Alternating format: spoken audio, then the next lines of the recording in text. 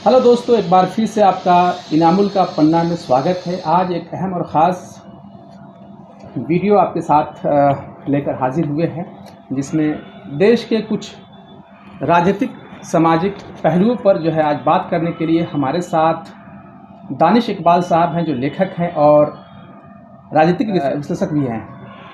तो इनसे जानने की कोशिश करेंगे कि 2024 का चुनाव होना है और नए नए तरह के इस नए भारत में नए सियासी दौर शुरू हो गई है। उसी में से एक है पासमानदा मुसलमानों को लेकर के विमर्श जो है देश के प्रधानमंत्री नरेंद्र मोदी ने इसकी शुरुआत की है। इसके पहले तमाम मुस्लिम नेताओं ने पासमानदा राजनीति को लेकर के इस पर बात की है और कई तरह की जो है इस पर पहल हुई है। लेकिन आखिर सवाल ये है कि 2024 में लोकसभा चुनाव होना है, उससे ठीक पहले बीजेपी के द्वारा इस तरह का पासमानदा मुसलमानों पर विमर्श शुरू करना और दूसरी तरफ आरएसएस प्रमुख मोहन भागवत का भारत के इतिहास में पहली बार किसी मस्जिद मदरसे में जाना, उसको समझना, वहाँ के उलमाओं से बात करना, ये अपने आप में एक बड़ा सवाल है कि क्या 2024 के चुनाव को लेके तो ये बीजेपी या आरएसएस की तैयारी नहीं, क्योंकि मुद्दों को लेकर राजनीति होती है और मुद्दे हमेशा निकाला जाता है राजनीति में। चाहे वो इतिहास के पन्ने को अगर उल्टेंगे देखेंगे तो मालूम चलेगा कि हर चुनाव में अलग अलग राजनीतिक समीकरण को तय किया जाता, साधा जाता है, जिसमें से ये सामने निकल के आया है कि क्या जिस तरीके से आरएसएस और बीजेपी मुस्लिम वोटों को अपनी तरफ खींचने के लिए इस तरह के नए नए चीज़ें सामने ला रही है, इसका क्या आने वाले दिनों में असर पड़ेगा, उसी को लेकर के दानिश इकबाल साहब हमारे साथ हैं। इनसे बात करेंगे कि पासमानदा मुसलमानों की हमदर्दी इन दिनों कांग्रेस बीजेपी को क्यों दिख रही है और इतना हमदर्द क्यों बन रही है। देखिए, पासमानदा जो शब्द है वो मैं थोड़ा सा उसको डिस्क्राइब कर दूं हमारे ऑडियंस के लिए। बहुत से लोग जो है पासमानदा शब्द वो समझ नहीं पाते। पासमानदा जो है एक फ़ारसी शब्द है और फ़ारसी लफ्ज़ है। उसका मतलब होता है जो है पीछे रह जाना, जो विकास की यात्रा में जो लोग पीछे रह गए, डेवलपमेंट की जर्नी में जो लोग जो हैं पीछे रह गए। तो वैसे ही भारतीय समाज के अंतर्गत हमने देखा है कि किस प्रकार से दलित समाज जो हुआ करता था हिंदुओं के अंदर में, वो पीछे रह गए तो उनको आरक्षण दिया गया और उनके उत्थान की बात की गई, कल्याण की बात की गई। और आज दलित का निश्चित तौर पर देश के अंदर जो है बहुत ज़्यादा संख्या में जो है वो आगे निकल करके आए हैं, सामाजिक मुख्यधारा में जुड़े हैं। लेकिन ये भी एक वास्तविकता है, एक सच्चाई है कि जो मुस्लिम के अंदर जो जातियां हैं, जिसको कभी इस देश में खुले तौर पर उस पर विमर्श नहीं किया गया। ये पहली बार आज़ादी के 75 वर्ष के बाद ऐसा हुआ है कि जब देश का कोई प्रधानमंत्री जो है पासमानदा विमर्श की बात कर रहा है देश के अंदर, जो कह रहा है कि जो पासमानदा मुसलमान के अंदर हैं, जो समाज है, उसको सामाजिक मुख्यधारा में जोड़ना है। और एक आश्चर्य की बात यह है कि जब भी इस देश के अंदर आज़ादी के बाद बात हुई है तो सिर्फ जो है मुसलमान विमर्श की हुई है। और मुझे इस बात पे आपत्ति इसलिए है कि देश जो है सेकुलर देश है, देश जो है धर्मनिरपेक्ष देश है, और एक सेकुलर देश में आप धर्म के आधार पर विमर्श कैसे शुरू कर सकते हैं।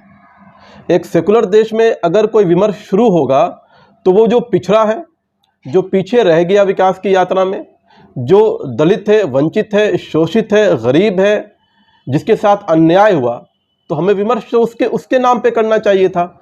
लेकिन तुष्टीकरण की रणनीति के कारण हमेशा एक समाज को लेकर के, एक मजहब को लेकर के विमर्श हुआ है। देश में पहली बार आज पासमानदा को लेकर के विमर्श हो रहा है। इसके लिए मुझे लगता है कि देश का जो पासमानदा समाज है, प्रधानमंत्री नरेंद्र मोदी का आभार प्रकट करता है कि वो जो है एक हसरत भरी निगाहों से प्रधानमंत्री की तरफ देख रहा है कि आज कम से कम इस देश के अंदर एक विमर्श तो शुरू हुआ है। हम कहाँ तक पहुँचेंगे, कहाँ तक हमारे नतायज निकलेंगे, वो एक अलग विषय हो सकता है बहस का।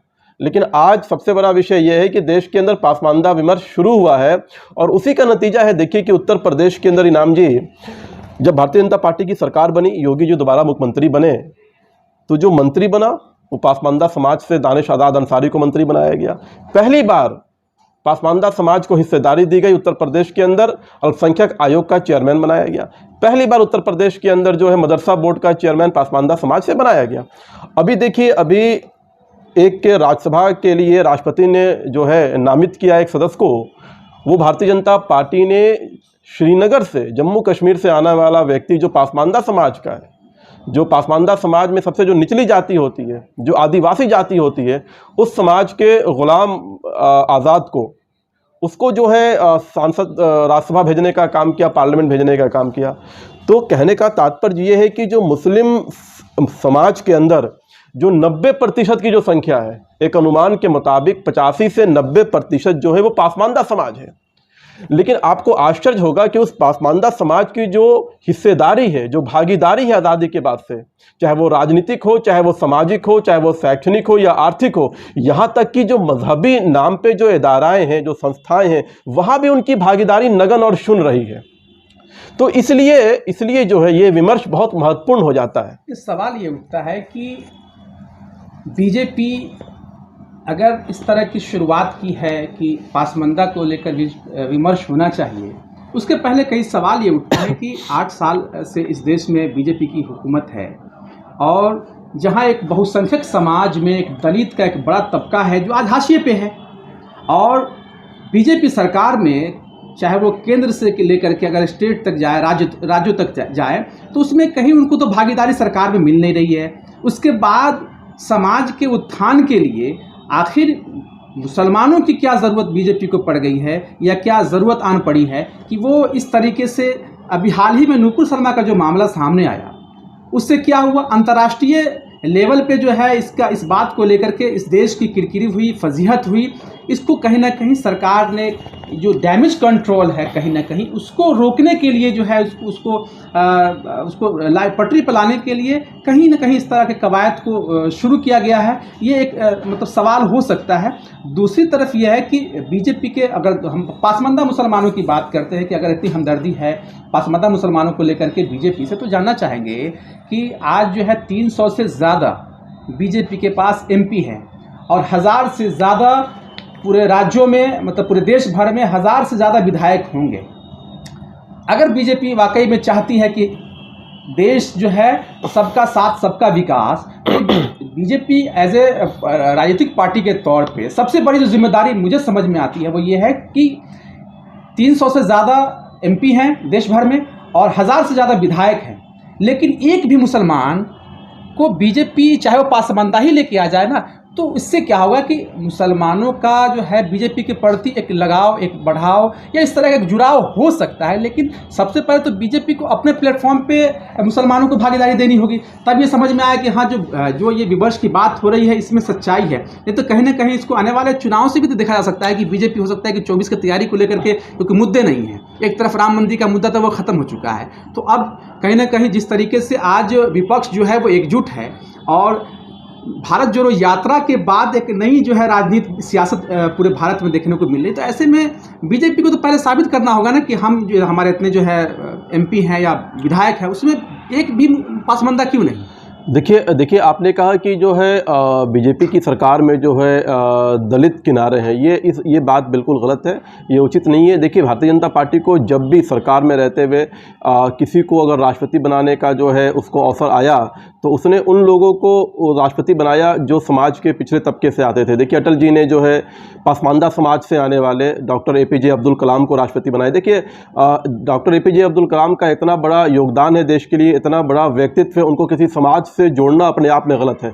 लेकिन आज हम जब पासमानदा विमर्श पे चर्चा कर रहे हैं तो मैं उनके बारे में कह रहा हूँ कि पासमानदा समाज से आने वाला एक व्यक्ति जिसने भारत को मिसाइल दिया और उसको भारतीय जनता पार्टी ने राष्ट्रपति बनाया, उसके बाद जब नरेंद्र मोदी जी को जो है राष्ट्रपति बनाने का मौका मिला तो एक दलित परिवार से आने वाला, समान घर से आने वाले व्यक्ति को जो है उन्होंने राष्ट्रपति बनाया। फिर दोबारा जब मौका मिला तो देश के अंदर 75 वर्ष की आज़ादी के बाद पहली बार कोई आदिवासी महिला को जो है राष्ट्रपति का पद सुशोभित करने का मौका मिला। मैं मानता हूं कि ये देश के लिए, दलित समाज के लिए, आदिवासी समाज के लिए, पासमानदा समाज के लिए गौरव का विषय था। जहां तक पिछड़े और दलित का सवाल है, देखिए ओबीसी जो मंत्रालय में केंद्र सरकार के अंदर जो नरेंद्र मोदी का मंत्रिमंडल है उसमें देश के अंदर पहली बार इतनी बड़ी संख्या में जो है ओबीसी मंत्री को जो है जगह दी गई, ओबीसी के समाज से आने वाले लोगों को मंत्रिमंडल में जगह दी गई। तो मैं इस बात से पूरी तरह से इत्तेफाक रखता हूँ हूँ कि नरेंद्र मोदी की सरकार ने जो समाज का जो ढांचा है, समाज का जो ताना बाना है, जो भारतीय समाज के अंदर जो जातिवादी व्यवस्था है, सभी जाति के लोगों को, सभी समाज के लोगों को केंद्रीय स्तर पर, राज्य के स्तर पर जो है वो भागीदारी देने का काम किया है। अब आइए कि पासमानदा समाज के लोग जो हैं सांसद क्यों नहीं है, या मुसलमान समाज के लोग सांसद और विधायक क्यों नहीं है। देखिए, ये बिल्कुल जग जाहिर है कि मुसलमान समाज के लोग जो हैं उनका जो वोट प्रतिशत है, भारतीय जनता पार्टी को जो लोग वोट करते हैं वो बहुत कम है। और भारतीय जनता पार्टी के जो लोग जब कम होंगे, या जो कार्यकर्ता कम होंगे, या वैसे लोग जो कैंडिडेट चुनाव जीतने में सक्षम नहीं होंगे, जो भी राजनीतिक दल होती है इनाम जी, वो उन्हीं को टिकट देती है जो व्यक्ति या जो कार्यकर्ता चुनाव जीतने में सक्षम हो। लेकिन अभी आहिस्ते आहिस्ते जो मुस्लिम समाज है वो भारतीय जनता पार्टी की तरफ उनका रुझान बढ़ रहा है, भारतीय जनता पार्टी की तरफ वोट प्रतिशत उनका बढ़ रहा है। और ये हम मानते हैं कि पहले उनका रुझान या वोट प्रतिशत नहीं था, या उस तरह के सक्षम कार्यकर्ता भारतीय जनता पार्टी के पास मुस्लिम समाज से आने वाले नहीं थे जिनको भारतीय जनता पार्टी जो है चुनाव में टिकट देती। लेकिन उसके बावजूद भी सरकार बनने के बाद मुस्लिम का प्रतिनिधित्व हर जगह दिया गया। चाहे उत्तर प्रदेश में सरकार बना पिछली बार 2017 में, वहाँ भी मोहसिन रजा को जो है अल्पसंख्यक मंत्रालय का मंत्री बनाया गया। केंद्र में भी मुख्तार अब्बास नकवी मंत्री थे, एमजे अकबर मंत्री थे, आपको एक और महिला थी वो भी मंत्री थी। तो तीन तीन चेहरे थे। जफर इस्लाम को राज्यसभा भेजा गया। तो किसी भी पार्टी के अंदर अगर आपका कार्यकर्ता सक्षम नहीं होगा तो उसको आप कैसे पद या चुनाव लड़ाएंगे। तो सबसे पहले तो कार्यकर्ता को बनाना पड़ेगा, कार्यकर्ता का निर्माण करना पड़ेगा। और कार्यकर्ता का निर्माण तभी होगा जब उस समाज के लोग उस विचारधारा से, उस पार्टी से जुड़ना चाहेंगे, जुड़ेंगे। आज जो है देखिए उत्तर प्रदेश के अंदर चुनाव हुए हैं, लगातार मुस्लिम समाज के लोग वोट दे रहे हैं। इसलिए वोट दे रहे हैं कि जो प्रधानमंत्री का जो लाभार्थी योजना था, चाहे वो गैस दिया गया हो, या सड़कें बनवाई गई हो, या बिजली दी गई हो, या शौचालय बनवाया गया हो, या घर बनवाया गया हो, या मुफ्त में अनाज दिया गया हो, तो उसका सबसे ज़्यादा अगर फ़ायदा किसी को मिला है तो पासमानदा समाज को मिला है। वो 90% को जो पासमानदा समाज है, क्योंकि वो समाज गरीब है। तो गरीब समाज को जब फ़ायदा मिलेगा तो निश्चित तौर पर वो उस पार्टी से जुड़ेगा, उस पार्टी की तरफ उसके रुझान बढ़ेंगे। तो आने वाले समय में मैं बहुत ही जिम्मेदारी से कह रहा हूं कि पासमानदा समाज जो मुसलमानों का है वो भारतीय जनता पार्टी से जुड़ेगा। और उसी में से उसका एक उदाहरण देखा, अभी आपने जम्मू कश्मीर से जो है राज्यसभा भेजा गया है, तो निश्चित तौर पर आने वाले समय में आप देखिएगा कि विधायक के चुनाव भी पासमानदा समाज के लोग लड़ रहे हैं, लोकसभा के चुनाव भी पासमानदा समाज के लोग लड़ रहे हैं। और इनाम जी, ये जो पासमानदा विमर्श का जो विषय है, ये देश के अंदर ये 8 सालों के अंदर नहीं हुआ है, ये आज़ादी से भी, आज़ादी के बाद भी नहीं हुआ है। ये जो पासमानदाओं के साथ जो अन्याय हुआ है, ये अन्याय आज का नहीं, आज़ादी से पहले का है। जो लोग कहते हैं कि देश के अंदर मुग़ल जो है मेरे दादा थे और मेरे जो है मतलब मेरे घर वाले थे और उन्होंने ताजमहल बनाया, चार मीनार बनाया, लाल किला बनाया, मैं उनसे कहना चाहता हूँ कि जो मुग़ल का जो शासन था वो अशराफों का शासन था, वो भारतीय मुसलमानों का शासन नहीं था। ये लोग जो है गलतफहमी में है कि मेरा शासन था, मुसलमानों का शासन था। आप बताइए, जो लोग तुर्क से आए, जो लोग बुखारा से आए, जो लोग उज्बेकिस्तान से आए, जो लोग मिडिल ईस्ट से आए, वो भारतीय कैसे हो सकते हैं। भारतीय तो वो है, भारतीय मुसलमान तो वो है जो पासमानदा समाज है, जो भारतीय मूल का है, भारतीय मिट्टी का है, भारतीय खून का है। अब ओवैसी लगाने वाले लोग अपने टाइटल में, या बुखारी लगाने वाले, शिरवानी लगाने वाले, किरमानी लगाने वाले, आज भी अपने जहाँ से उनके दादा, उनके ख़ानदान के लोग आए थे विदेश से, आज भी वो अपने टाइटल को नहीं भुला पाए हैं। आज भी उनकी जो रूह वहीं बसती है। तो ये जो तफरका है, ये जो अन्याय था, ये तो अकबर के शासन के वक्त था। आपको मालूम होना चाहिए कि अकबर ने कहा था कि जो मछुआरे समाज के लोग हैं, जो निचली समाज के लोग हैं, उनको शहर से दूर बस्ती में बसवाया जाए, और अगर कोई ऊंचे तबके का लोग उस नीचे तबके के लोग से संपर्क रखेगा तो उस पर आर्थिक दंड लगाया जाएगा। ये अकबर के शासनकाल में ये जो है आपको ये प्रशासन की तरफ से ये जो आदेश पारित हुआ था। तो अगर सोचिए, आज अगर अकबर का शासन होता तो क्या डॉक्टर एपीजे अब्दुल कलाम जो है भारत को मिसाइल दे पाते क्या? क्योंकि वो तो मछुआरे समाज से आते थे और उनको तो फिर जो समाज से बाहर कर दिया गया था। तो इसलिए मैं कहता हूं कि जब तक आप पढ़ेंगे नहीं, जब तक आप वास्तविकता जानेंगे नहीं, मेरा कहने का मतलब ये है कि मेरा किसी से बैर नहीं है, लेकिन जो वास्तविकता है, जो अन्याय है, उस पर हम खुल करके बोलेंगे। और हमें प्रधानमंत्री का भी एक पार्टी का भी साथ मिल रहा है, और मुझे उम्मीद है कि आने वाले समय में पासमानदा समाज के लोग जो है मुख्यधारा में जुड़ेंगे। ये जो आप देख रहे हैं नए भारत का पासमानदा विमर्श, इसी को लेकर आज हम लोग जो बहस कर रहे हैं और जानने की कोशिश कर रहे हैं कि क्या ये 2024 की तैयारी तो नहीं है। क्योंकि इस तरफ कहीं ना कहीं जो इस देश का एक बड़ा वर्ग है युवा, और युवाओं के लिए सरकार कुछ नहीं कर पा रही है। युवाओं में रोष है बेरोजगारी को लेकर के, आम जनता में रोष है महंगाई को लेकर के, तो इसके पीछे कहीं एक नई शुरुआत जो है, और ये चुनावी मुद्दा या हथकंडा या जुमला नहीं है, क्योंकि किसी भी समाज को मजबूत करना है तो उसके लिए एक रोड मैप उसके लिए ये है कि आप उसको एजुकेशन दें, शिक्षा दें। तो आज जो शिक्षा व्यवस्था है वो देश भर के जो शिक्षा व्यवस्था है, चाहे वो देश की बात कर ले, आज हम बिहार में बैठे हैं, बिहार की बात कर ले, यहाँ भी बीजेपी की सरकार रही है और गठबंधन की सरकार रही है।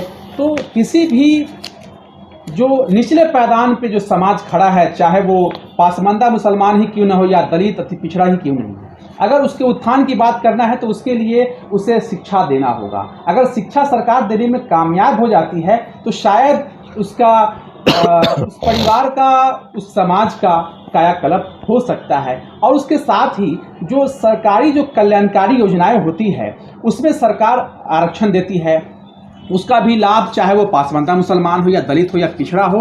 तो इस तरह की नए बहस को छेड़ने के पीछे जो मेरा जो नज़रिया कहता है, जो मेरी समझ है कि ये एक राजनीतिक इसका राजनीति के अलावा इसमें और कुछ नहीं हो सकता है। क्योंकि अगर सरकार को डायरेक्टली अगर उसको मजबूत करना है, उसके हाथ को या पासमानदा को आगे लाना है, तो उसके लिए दो रास्ता है। या तो जो भी कल्याणकारी योजना है उस पर बढ़ चढ़ के उनको मौका दीजिए काम करने का, या दूसरा यह है कि आप सरकार में जगह दीजिए, भागीदारी दीजिए। तो उसकी ज़रूरत आज क्यों पड़ी है ये तो है, लेकिन हम दूसरे पहलू पे आज बात करेंगे कि आरएसएस के जो प्रमुख हैं मोहन भागवत, ये नुपुर शर्मा का जो मामला हुआ उसके बाद से वो जो मस्जिदों को लेकर के, मदरसों को लेकर के जिस तरीके से बीजेपी के नेताओं ने अलग अलग, ज़्यादातर उत्तर प्रदेश से मामला सामने आ रहा है कि वहाँ पे किस तरह से मदरसों का जांच कराया जा रहा है, वहाँ पे मांग की जा रही है, उस पर जो है काफ़ी बहस चला। नुपुर शर्मा का जो है मोहम्मद सल्लल्लाहु अलैहि वसल्लम के बारे में जो बयान आया, वो देश भर क्या दुनिया भर में उसका जो है उसका विरोध जो है इस सरकार को, यानी कि मोदी सरकार को झेलना पड़ा। तो अभी सामने 2024 में चुनाव है। अब इसके कई मायने लगाए जा रहे हैं कि आरएसएस प्रमुख मोहन भागवत भारत के इतिहास में, क्योंकि आरएसएस क्या है कि वो विचारधारा जो है हिंदुत्व और राष्ट्रवाद की जो है विचारधारा को लेकर के वो आगे बढ़ रही है और एक लंबे अरसे से काम कर रही है। तो उनके इस विचारधारा में मुस्लिम समाज कहीं से भी नहीं आता है। अब वो डायरेक्ट जाते हैं, दिल्ली के एक इमाम से मिलते हैं, मस्जिद जाते हैं, वहाँ से निकलते हैं, मदरसे में जाते हैं। उसके पहले वो एक मुस्लिम बुद्धिजीवी समाज के 5 लोगों से मिलते हैं, बात करते हैं। उसमें जो कुछ बात होती है वही बाहर आता है कि वो किस तरह के वहाँ सवाल हुए। तो अब इसको समझना बहुत ज़रूरी है कि क्या 2024 को लेकर के बीजेपी की कोई इस पर बड़ी भूमिका जो है बनाने की कोशिश तो नहीं हो रही कि एक तरफ जो है मोहन भागवत बैलेंस करते हैं, बीजेपी के नेताओं जो है जिस तरह से वो बयानबाजी करते हैं, और ऐसी बयानबाजी जिसका जो है हर समाज का लोग खंडन करता है कि जो है अभी हाल ही में आया था कि भाई मस्जिद से जो है शिवलिंग को निकाला गया था। तो मोहन भागवत ने स्पष्ट कहा कि हर मस्जिद में शिवलिंग को नहीं ढूंढे, नहीं देखे। इसका साफ इशारा था कि ये जो मुस्लिम समाज है इसी भारत के रहने वाले हैं। ठीक है, हमारे विचारधारा अलग हो सकते हैं लेकिन इनको भी रहने का यहाँ अधिकार है। तो आज जो है क्या ज़रूरत पड़ी कि मोहन भागवत मदरसा जा रहे हैं, मस्जिद जा रहे हैं, इसको आप किस नज़र से देखते हैं? देखिए, आपने कहा कि जो है मुस्लिम समाज जो है वो आरएसएस की जो एजेंडा है, जो आरएसएस का जो कल्याण है उसमें वो नहीं आते हैं। ये सरासर गलत है, इसलिए कि मैं आरएसएस की विचारधारा को समझता हूँ, पढ़ता हूँ, जानता हूँ। आरएसएस की जो विचारधारा है वो एक ही चीज़ कहती है कि मानव कल्याण, देश के रहने वाले हर व्यक्ति का कल्याण, हर मानव का कल्याण, और मानव कल्याण से ही जो है समाज का कल्याण होगा और समाज के कल्याण से ही राष्ट्र का कल्याण होगा। तो मानव में सभी लोग आ गए, सभी संप्रदाय के लोग आ गए, समाज में हम सभी संप्रदाय के लोग रहते हैं और इन्हीं संप्रदायों से मिलकर के हमारा राष्ट्र बनता है। तो इसमें किसी को लाने की और किसी को छोड़ने का मतलब ही नहीं होता है। हम राष्ट्र के कल्याण की बात करते हैं और राष्ट्र की कल्याण तभी होगा जब मानव का कल्याण होगा, एक बात। दूसरी बात, आपने कहा कि उत्तर प्रदेश के अंदर मदरसों का सर्वेक्षण हो रहा है, वक्फ बोर्ड की प्रॉपर्टीज़ का सर्वेक्षण हो रहा है। देखिए, देश के आज़ादी के बाद पहली बार सच्चाई जानने की कोशिश हो रही है कि आखिर जो सच्चर कमेटी की रिपोर्ट है, आखिर रंगनाथन कमेटी की जो रिपोर्ट है जिसमें ये कहा गया कि मुसलमानों की जो शैक्षणिक, आर्थिक, सामाजिक स्थिति है वो दलितों से भी नीचे है, निचले पायदान पर है। लेकिन कभी हमने इसको विस्तार से जानने की कोशिश नहीं की, कभी इसको हमने व्याख्या करने की कोशिश नहीं की, सिर्फ और सिर्फ कहा कि मुसलमानों की। लेकिन आपको ये जानना चाहिए कि वो किस मुसलमान की बात कर रहे हैं। जो इस मुसलमान समाज के लोग जातिवादी प्रथा को या जातिवादी व्यवस्था को पूरी तरह से नकार देते हैं कि इस्लाम के अंदर कहीं कोई जाति व्यवस्था नहीं है, इस्लाम के अंदर कहीं ऊंच नीच नहीं है, इस्लाम के अंदर कहीं भेदभाव नहीं है।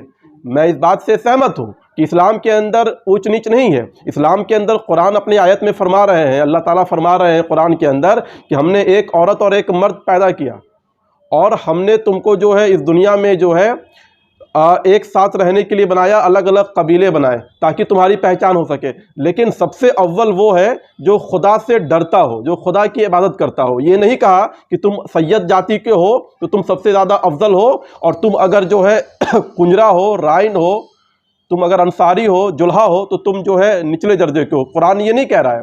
कुरान के नज़दीक, अल्लाह के नज़दीक वही सबसे अफजल है जो अल्लाह की इबादत करने में सबसे आगे हो, जो अल्लाह से डरने में सबसे आगे हो।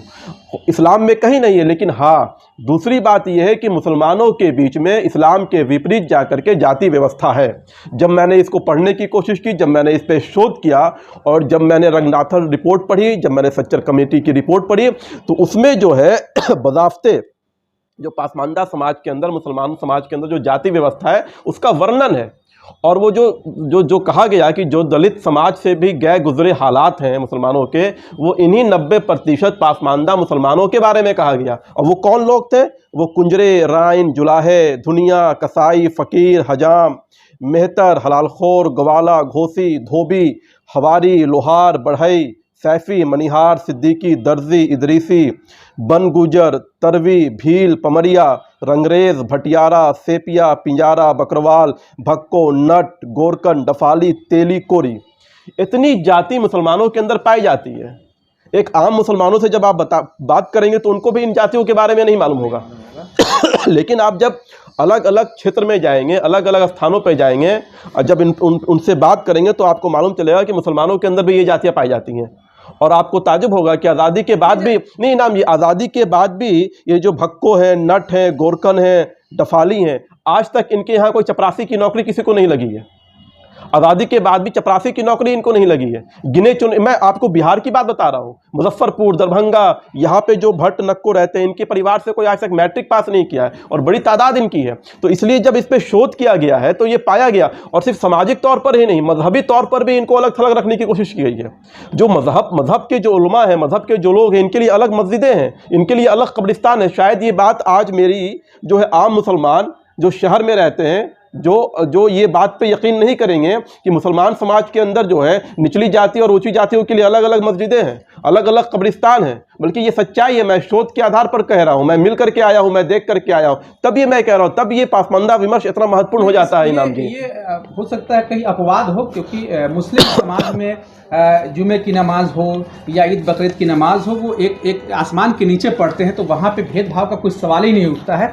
अगर मैंने आपको कहा कि इस्लाम में नहीं है, इस्लाम में नहीं है, लेकिन मुसलमानों में है। मुसलमानों में भी नहीं, मुसलमानों है। इसकी परसेंटेज हमको नहीं लगता है कि हमने कहीं देखा है। मुसलमानों में है। हम लोग भी कई जगह पे जाना। इनाम जी, मैं आपको 2 मिनट उदाहरण के साथ बात करना चाहता हूं। देखिए, 75 वर्ष की आज़ादी के बाद देश के अंदर 400 मेंबर ऑफ पार्लियामेंट, मुसलमान मेंबर ऑफ पार्लियामेंट जो है पार्लियामेंट के अंदर गए, जो सांसद हैं चुन करके संसद के अंदर गए। आपको यकीन मानिए, मात्र 360 जो हैं, जो 360 है, वो जो है जो सवर्ण क्लास है मुसलमानों का, जो अशराफ क्लास है, वो 360 चुन करके जाते हैं, और जिसकी संख्या 90% है वो मात्र 40 जाते हैं। तो सोचिए, मैं राजनीतिक जब हिस्सेदारी की बात होगी तो जिसकी जितनी संख्या उसकी उतनी हिस्सेदारी। तो आज जो है जो 90% है उस समाज से मात्र 40 लोग जाते हैं, और जो 10% है और वो उनकी संख्या 360 है। और मैं आपको बताता हूँ, जितने भी ये तंजीमें चल रही हैं, जो इदारा है, मुस्लिम तंजीमें हैं, चाहे मुस्लिम पर्सनल लॉ बोर्ड हो, इमारत शरिया हो, तबलीगी जमात हो, जमात इस्लाम हिंद हो, देवबंद हो, जितने भी इदाराएँ हैं, किसी भी इदाराओं के अंदर जो पासमानदा समाज का कुंजरा, राइन, धुनिया, लोहार, बढ़ई, सैफ़ी जो आता है, उसके लोगों को दरबान रखना भी वो मुनासिब नहीं समझते हैं। तो उनको तो वहाँ भी हिस्सेदारी नहीं है। सबसे बड़ी आबादी की जो बात कर रहे हैं ना, अगर 90% आबादी होने का कोई सवाल नहीं आता है, क्योंकि अगर 90% अगर आबादी होगी तो एक बड़ा आबादी हो जाता है और ये आबादी दिखता है।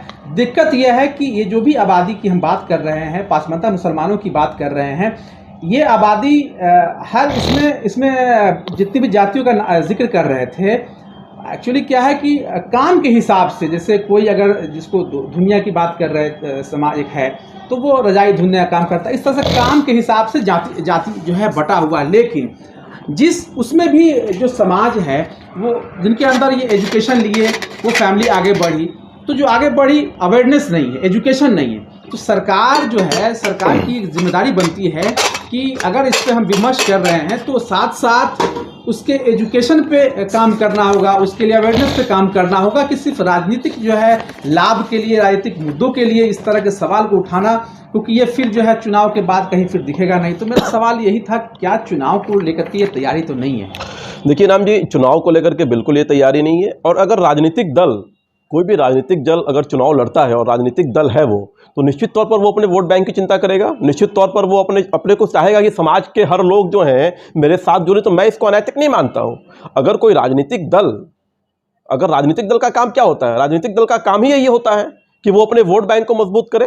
वो जो है अपने विचार को लेकर के, अपने विषय को लेकर के, अपने जो है विजन को लेकर के जनता के बीच में जाए। और अगर वो जब एक सरकार पिछले 8 सालों से जब ओबीसी को वो भागीदारी दे रही है, जब वो दलितों का जो उत्थान कर रही है, तो एक ऐसा पॉकेट जो मुसलमानों के अंदर है, जो धर्मनिरपेक्ष राज में 75 वर्षों से तुष्टीकरण की प्रकाष्ठा पे चढ़ता रहा, और तुष्टीकरण के अंतर्गत जो है सिर्फ कुछ चंद मुसलमानों को आपने जो है दावत अफ्तार कर दिया, आपने जो है उनको बुला करके जो है उनका जो है खैर मकदम कर दिया। और जो 90% जो मुसलमान है, जो आज भी गांव के अंदर जो है जिसके हालात बुरे हैं, जो सामाजिक धारा में, मुख्य धारा में जुड़ नहीं पाया है, जिसके अंदर एजुकेशन पहुंच नहीं पाया है, उसकी बात अगर कोई राजनीतिक दल कर रहा है तो मैं इसमें मानता हूं कि क्या गलत है। आप मुझे बताइए, अगर कोई राजनीतिक दल, आपको करनी चाहिए बात, लालू प्रसाद यादव को करनी चाहिए पासमानदा की बात, सोनिया गांधी को करनी चाहिए उसकी बात। 17 से 18% मुसलमानों की आबादी है, जिसमें पासमानदा मुसलमानों से लेकर के जो है जो बड़े कास्ट के हैं, इन दोनों की आबादी तकरीबन 17 से 18% है। तो बात तो चाहे वो बीजेपी हो या फिर आरजेडी हो या कांग्रेस हो, तमाम राजनीतिक दल या पार्टी बात करती है कि जिसकी जितनी हिस्सेदारी उतनी भागीदारी। अगर भागीदारी की बात करेंगे तो क्या बिहार में मुसलमानों को टिकट दिया जाता है, क्या भागीदारी सरकार में दिया जाता है, ये तो सब लोग जान रहे हैं। तो आबादी के हिसाब से आज 5% 7% वाले लोग आज देश चला रहे हैं या राज्य चला रहे हैं, 17% वाले आज भी हाशिए पे हैं। तो सिर्फ पासमानदा को लेकर के मेरा सवाल यह है कि सिर्फ पासमानदा मुसलमानों को लेकर सियासत नहीं होनी चाहिए, क्योंकि जो अवेयरनेस जिनके अंदर है वो मेहनत कर रहे हैं, एजुकेशन ले रहे हैं या बिजनेस व्यापार कर रहे हैं, नौकरी ले रहे हैं। ऐसा नहीं है कि अगर कोई पासमानदा के ऊपर जो मुस्लिम आबादी है वो अपने ही मेहनत से या एजुकेशन लेकर के आगे बढ़ रहे हैं। तो अगर पासमानदा मुसलमानों को लेकर के अगर किसी भी सरकार की हमदर्दी दिखती है तो उसके लिए उसे एजुकेट करना होगा। एजुकेट जब आप करेंगे, आप शिक्षा देंगे, तो जाहिर सी बात है वो आगे बढ़ेगा। लेकिन कोई सरकार की नीयत नहीं होती है, क्योंकि एजुकेशन देने का मतलब है कि अगर किसी भी समाज में एजुकेशन होगा, शिक्षा होगा, तो वो सवाल करेगा सरकार से और वो आगे बढ़ेगा। सरकार की नीति नहीं होती है। बिहार में आप देख लीजिए कि 17 साल से जो है हुकूमत रही है बीजेपी की, क्या हालत है स्कूलों की। आज सबसे निचले पायदान पर शिक्षा व्यवस्था है बिहार का। तो ये कैसे मान लिया जाए कि सरकार जो है पासमानदा मुसलमानों को लेकर चिंतित है? तो इसलिए मेरा सवाल था। तो देखिए वो मैं इस आधार पर आपको कहना चाह रहा था कि ये तो ठीक है, ये एक बहस का विषय हो सकता है, लेकिन हम ये समझना चाह रहे थे कि 24 से पहले एक तरफ नरेंद्र मोदी जो है बैलेंस कर रहे हैं और दूसरी तरफ जो है आरएसएस मोहन भागवत जो है प्रमुख है, इनको लगा दिया गया है मुसलमानों से मिलने के लिए, बात करने के लिए। तो इसको सिर्फ राजनीतिक नज़रिए से देखा जाए या क्या है? क्योंकि विचारधारा की लड़ाई है। आज इस देश का मुसलमान आरएसएस और जो मुसलमानों का जो सोच है, वो नाव जो समुद्र के दोनों 2 छोर हैं, एक छोर पे आरएसएस, दूसरे छोर पे देश का मुसलमान, क्योंकि विचारधारा को लेकर लड़ाई है। हम क्लियर है, पूरा देश जानता है, दुनिया जानता है कि आरएसएस जो है वो हिंदुत्व की राजनीति करती है। आज 70 साल बाद क्या ज़रूरत पड़ी कि मोहन भागवत डायरेक्ट मस्जिद में जाते? तो क्या आप नहीं चाहते हैं कि जो खाई थी समाज के अंदर, जो खाई थी, जो लकीरें खींची गई थी, जो बार बार कहा जाता है कि संघ को लेकर के और मुसलमानों को लेकर के एक लकीर खींची गई है, एक खाई है, तो क्या आप नहीं चाहते हैं कि देश का माहौल अच्छा हो, वो लकीरें कम हो, मुझे लगता है कि वो हर खाई अमरपसंद आप हिंदुस्तानी चाहते हैं ना भारतीय कि वो चाहेगा खाई कि कम हो? खाई अगर बढ़े। मोहन भागवत जो है मस्जिद आते हैं, मदरसा आते हैं या आपके घर आते हैं, तो क्या ये स्वागत योग्य कदम है कि नहीं? मैं आपसे पूछता हूँ, नहीं, ये स्वागत योग्य कदम है कि नहीं है? तभी होगा जब आरएसएस जो है, आरएसएस एक तो आरएसएस एक राजनीतिक दल नहीं है, आरएसएस एक सांस्कृतिक और सामाजिक संगठन है। देश के राजनीतिक में आरएसएस की एक बड़ी भूमिका है, चाहे वो बीजेपी हो या तमाम पार्टी हो, उन सब पे आरएसएस का एक प्रभाव है। इस बात से कोई इनकार नहीं कर सकता, लेकिन सवाल फिर वही है कि क्या मेरा सवाल ये है कि क्या मुस्लिम समाज इस पहल को कैसे देखता है? आपको क्या नजरिया आपका है कि मुस्लिम समाज, अगर आरएसएस मोहन भागवत वो मुसलमानों से मिलना चाहते हैं, उनकी समस्याओं को सुनना चाहते हैं, वो चाहते हैं कि मदरसे के अंदर जो पढ़ाई हो रही है उसके अंदर जो है टेक्नोलॉजीज भी हो, उसके अंदर साइंस भी हो, कंप्यूटर भी हो,